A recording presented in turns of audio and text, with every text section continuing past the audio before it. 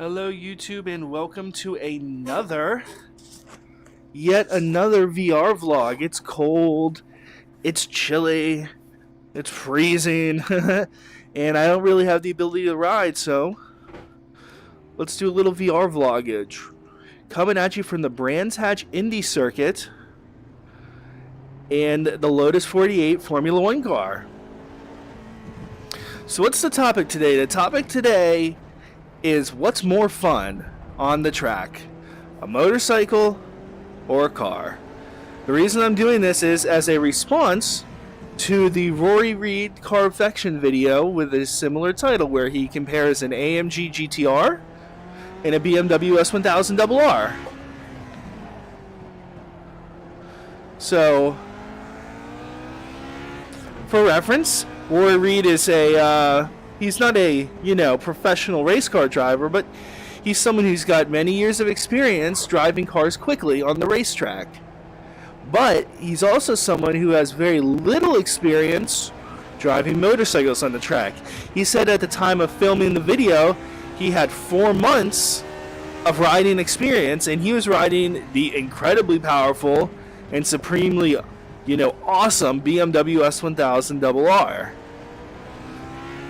So, as anyone who knows my videos, or anyone who really pays attention to motorcycle safety in general would know, the man is in over his head.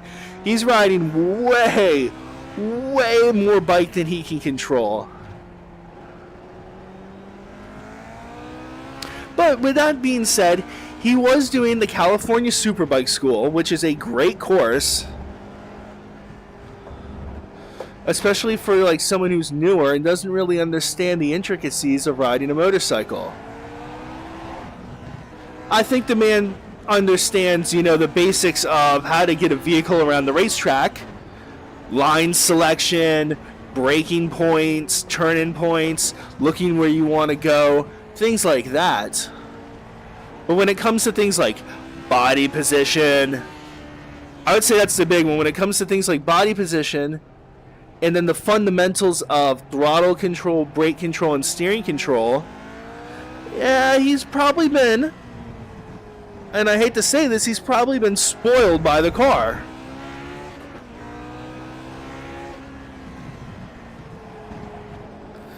So, without further ado, I'm going to go into what I believe are the big talking points with regards to differences between driving a car and riding a bike on the track. And I'm basically going to state my thesis now. Riding a bike on the track is much more difficult and much more scary, but because of that, it is much more rewarding.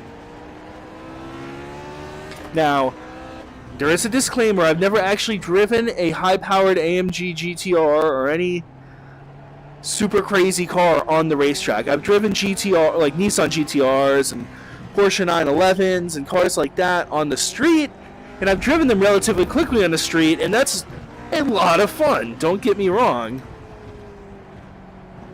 But at the same time, there's a huge difference between driving a little quick on the street and going flat out on a racetrack, around a turn.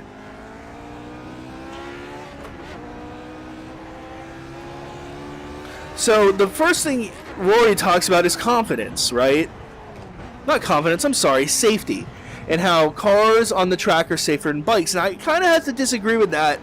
I'm not going to say bikes are safer than cars. That's crazy talk. But you have to, when you're driving on the track, you have to understand that you are not doing the safest thing in the world. Your chances of crashing and getting hurt are not zero.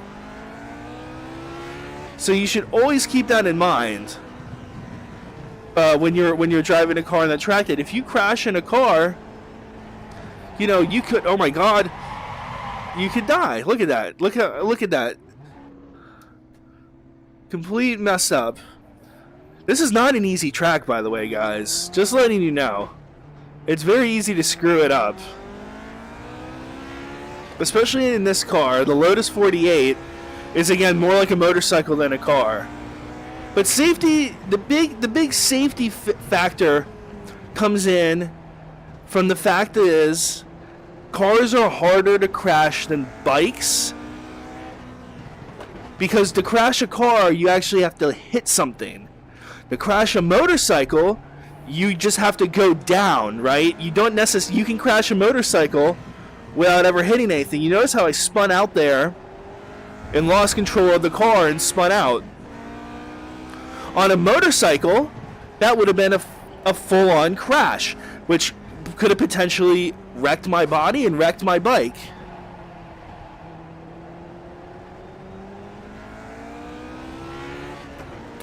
So that's the safety factor there. The safety factor is that it's harder. Now, if you put your car into the wall at 70 miles an hour, you know, your chances of getting hurt are real.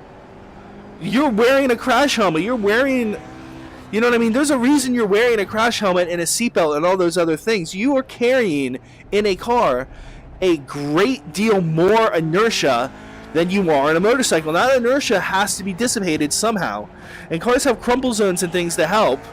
But you know, the physics of car design has only come so far. You're still assuming a very real risk when you drive a car on the racetrack. So, with the safety thing out of the way, we'll talk about confidence, because this is the big one to me. So confidence and fear. Those are two sides to the same coin, right? Confidence and fear.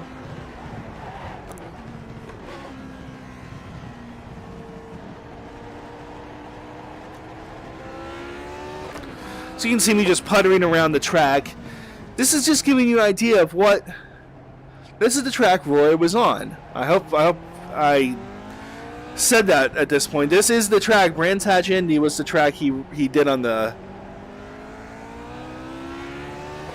He did the cars and the bikes.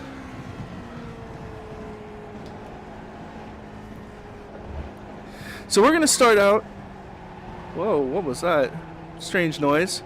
I think my pedals getting a little upset with me. Or my dog, I don't know.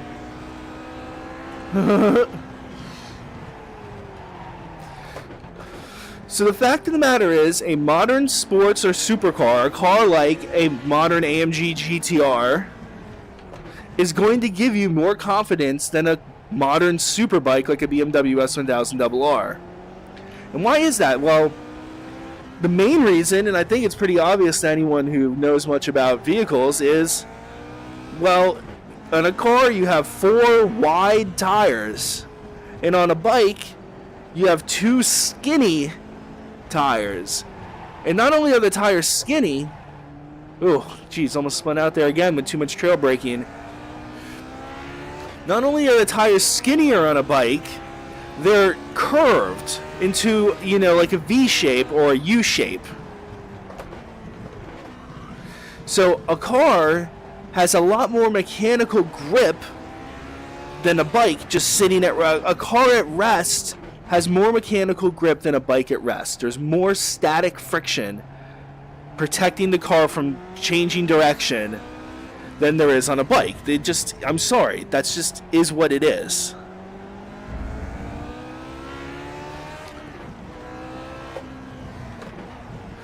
You have to understand that race tires on a car and race tires on a bike are pretty similar in compound. Motorcycles can run softer compounds because they weigh less. But when you're talking about things like normal force versus compound stiffness and all the physics behind it, you know, cars and bikes are running pretty similar, pretty equivalent levels of relative softness on their tires.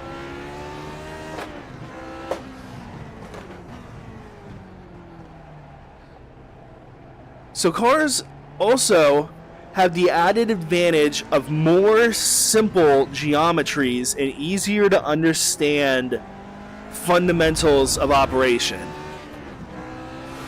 With a motorcycle, what you do is very important, right? If you get out of shape on a bike, it's extremely scary. When the bike starts to slip and slide and buck and move around, your only way to save a bucking motorcycle is to be loose on the bike and let it buck. If you try to stop the bike and use your body weight to reduce the level of, you know, head shake or bucking or whatever of the motorcycle, you're just going to get into a ton of trouble and you're going to crash. You're going to be put on your butt. The motorcycle is going to win that fight, and you're going to be put straight on your butt.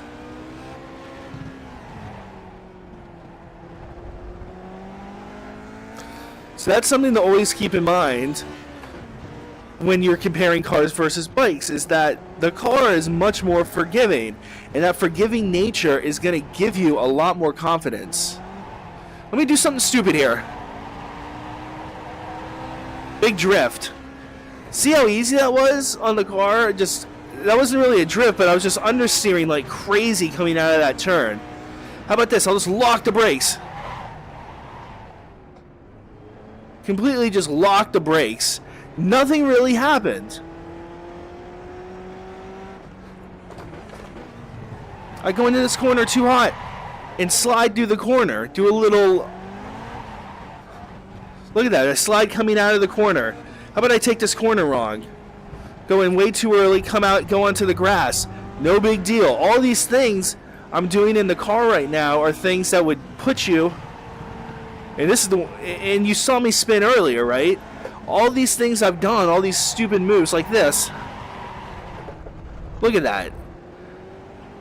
Those are things, all that stuff I just did this lap are moves that would put you on your butt in a second on a motorcycle. But yet in the car, I can continue driving like there was no problem at all. So that's a huge, huge confidence thing.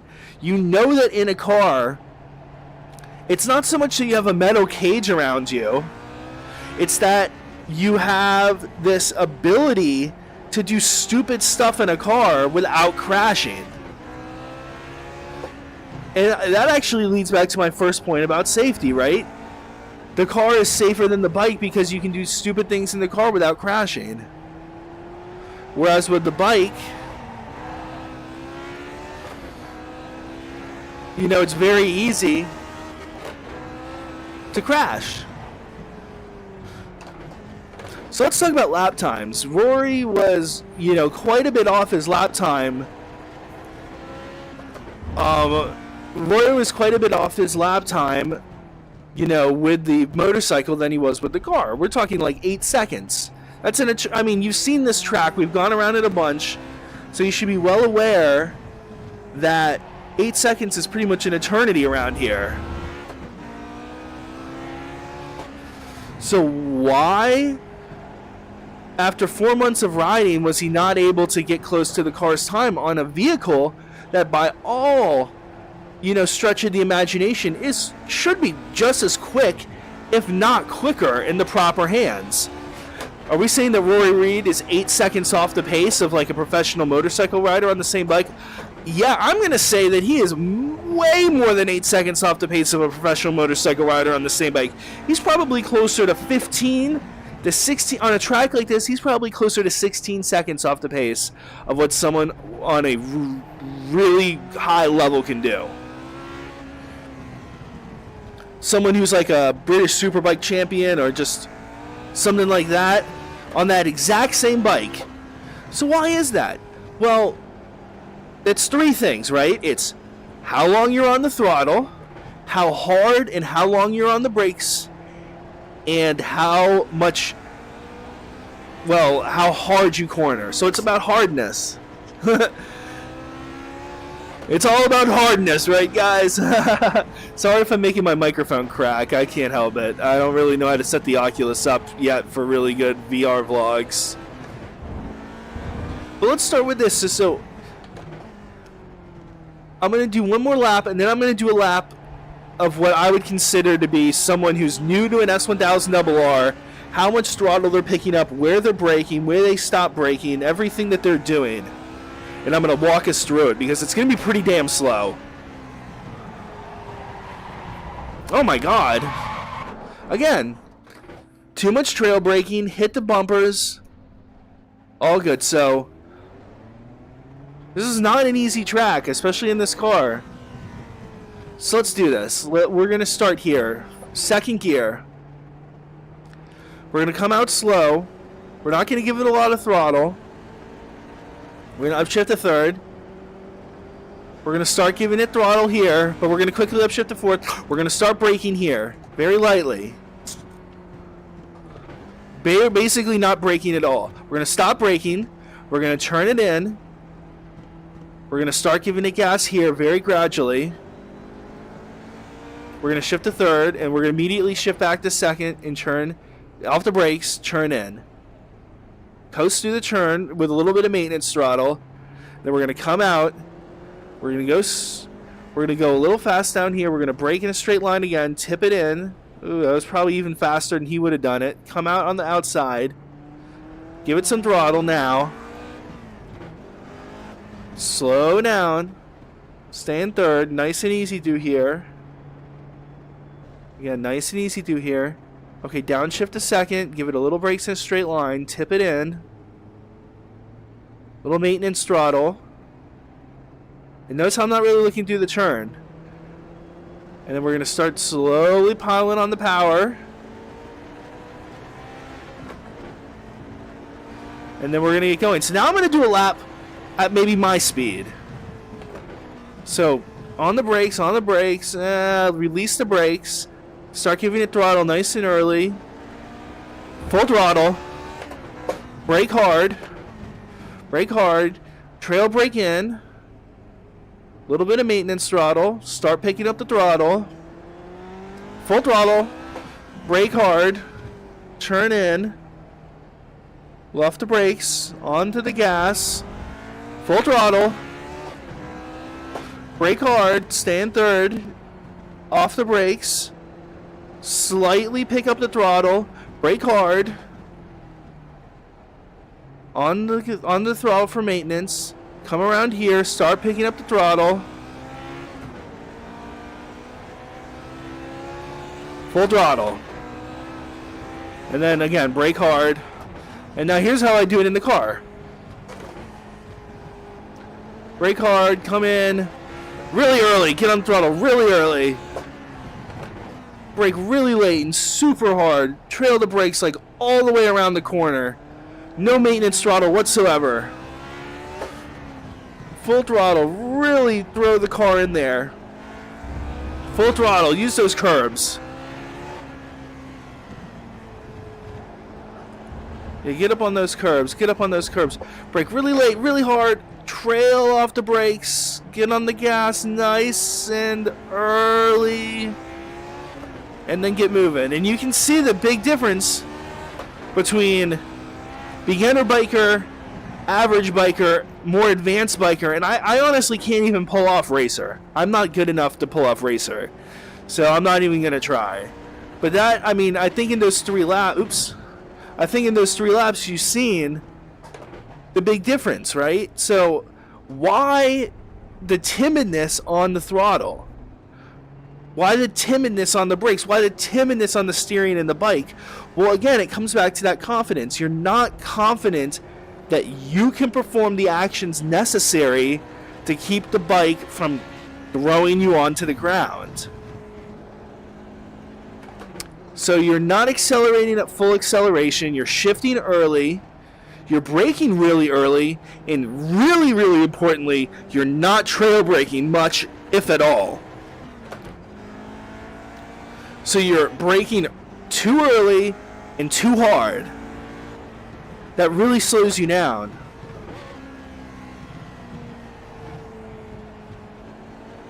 It also makes the bike less stable, which again further erodes your confidence.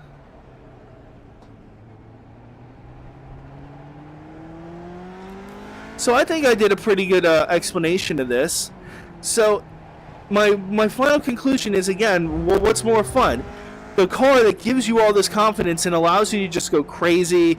You can go crazy, you can saw at the wheel, you can over trail brake, you can spin, you can just do all kinds of stupid things with the car. You can drift really easily, you can do all this stupid stuff, and there's a lot of fun in that. I would say there's fun and there's luxury in the fact that the car takes less skill and is less demanding of its operator than the bike.